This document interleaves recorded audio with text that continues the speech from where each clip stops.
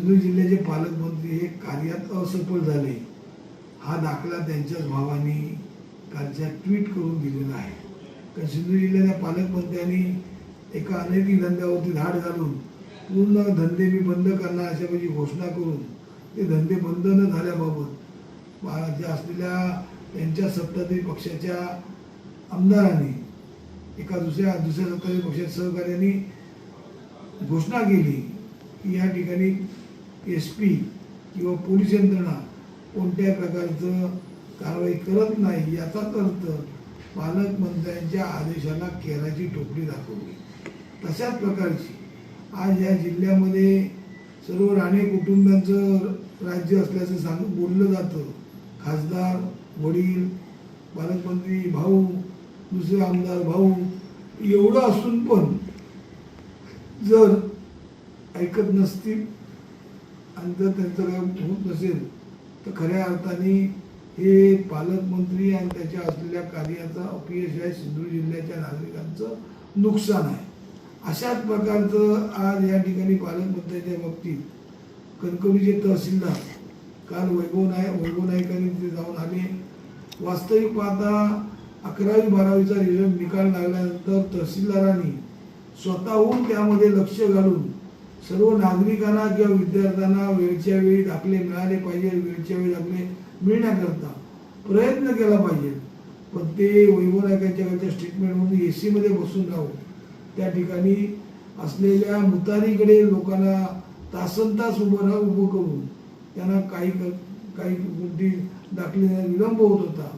त्याबाबत वैभव नाईकांनी काल त्याच्यात सुरुवात केली. पण पाहता तहसीलदारांनी आज या ठिकाणी असताना जे महाराष्ट्र शासनाने 9:30 ते 5:30 हे कार्यालयाचं वेळ असताना 5:30 नंतर तहसीलदार 9 पर्यंत कशासाठी बसतात आणि त्या ठिकाणी असलेले मायनिंगचे दलाल, जमिनीचे दलाल किंवा कामं करणारे दलाल त्या ठिकाणी का गिरट्या घालतात ह्याचा खऱ्या अर्थाने संशय घेण्याची गरज आहे. कारण त्या ठिकाणी माहिती घेतली असता प्रत्येक जमिनीचे रेट वेगवेगळ्या, शेतीला वेगळा रेट, अमक्याला वेगळा असल्या वर्ग 2च्या जमिनीला वेगळा रेट, अशा प्रकारचे दरपत्रक असल्यासारखं एजंट दरपत्रक घेऊन फिरत आहेत. आणि अशा पद्धतीने तहसीलदार या ठिकाणी आज असताना त्या ठिकाणी कोणत्याही मायनिंगच्या प्रकरणावर मायनिंग पकडणे विकडणे कार्यालयातून बाहेरच पडत नाही. पण तिथे संध्याकाळचे मायनिंगचे हप्ते मात्र तिथे त्यांना येत असतात.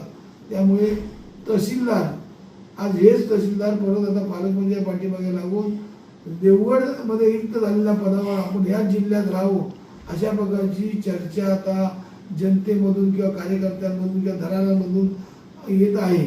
त्यामुळे पालकमंत्री जिल्ह्यात अशाच प्रकारचे भ्रष्ट अधिकारी ठेवून जिल्ह्यातल्या नागरिकांचं, जिल्ह्यातल्या असलेल्या सर्व थरातील लोकांचं नुकसान करत आहेत. कारण ज्या जिल्ह्याचे माध्यमिक शिक्षण अधिकारी शिल्पी यांच्या बाबतीत सभागृहात मोठा गदारोळ झाला.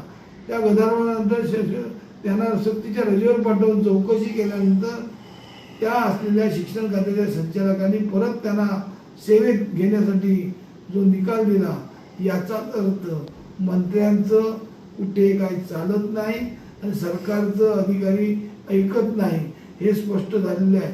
आज मोठे नितेश राणे मराठ्यांचे किंवा मराठी माणसाचा मसीहा समजतात. पण आज ज्या मराठी माणूस किंवा असलेले सर्व महाराष्ट्रीयन या महाराजांच्या नावावरती राजकारण करतात, शिवाजी महाराजांच्या, त्या शिवाजी महाराजांचं एकमेव मंदिर सिंधुदुर्ग जिल्ह्यामध्ये, अख्ख्या जगामध्ये एकमेव मंदिर सिंधुदुर्ग जिल्ह्याच्या किल्ल्यावरती पेशव्यांनी बांधलेलं आहे. त्या मंदिराला 1 लाख आणि असलेल्या कबरीला 2.5 लाख हा वार्षिक खर्च. तो खर्च आता हिंदू जनजागृतीवाल्यांनी तो खर्च 12 लाखापर्यंत न्यावा अशी मागणी केलेली आहे. हिंमत असेल आणि जर खरोखर मराठ्यांचे मसीहा म्हणतात तर नितेश राणेंनी 12 लाखाची मागणी त्यांची पूर्ण करून दाखवावी. कारण नितेश राणे काही करू शकत नाही, सरकारकडे काही पैसे नाहीत.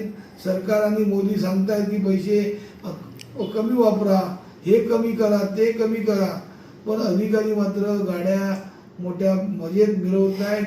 अधिकारी आपापल्या वैयक्तिक कामासाठी पण गाड्या घेऊन फिरत आहेत. त्यांना डिझेलवरती कोणत्याही निर्बंध नाही याकडे पूर्णतः नितेश राणेचं पूर्णतः दुर्लक्ष आहे. त्यामुळे जिल्ह्याचा पालकमंत्री फक्त घोषणाबाजी करतो, घोषणेतून जनतेला काय मिळत नाही आणि घोषणेतून काय विकास काय होत नाही अशा प्रकारचा पालकमंत्री जिल्ह्याला नसणे हेच खऱ्या अर्थाने जिल्ह्याचा विकास होणे आहे.